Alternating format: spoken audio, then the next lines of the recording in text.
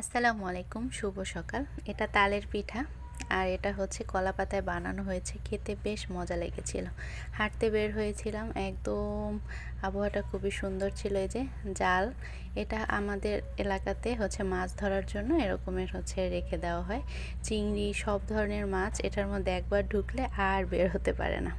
তো গ্রামে আসার পরে হচ্ছে কচু খেতে ইচ্ছে করছিল, বৃষ্টির জন্য খাওয়া হয়নি। দেখতে পাচ্ছেন একদম সুন্দর পরিষ্কার। তো এইগুলো হচ্ছে নিয়ে আসা হয়েছে।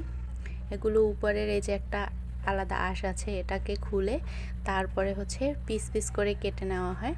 এই কচুটা চিংড়ি মাছ দিয়েও খেতে মজা লাগে, আবার যদি ইলিশ মাছ দিয়ে রান্না করা হয় তাহলে খেতে আরও অনেক বেশি মজা লাগে। এটাতে একদমই গলা ধরে না, একটু মিষ্টি মিষ্টি কচুটা। তো আমার কাকি হচ্ছে হাঁস রান্না করেছিল, সেখান থেকে হাঁস দিয়ে গেল আমাকে খাওয়ার জন্য। খুব মজা লেগেছিল। ধন্যবাদ।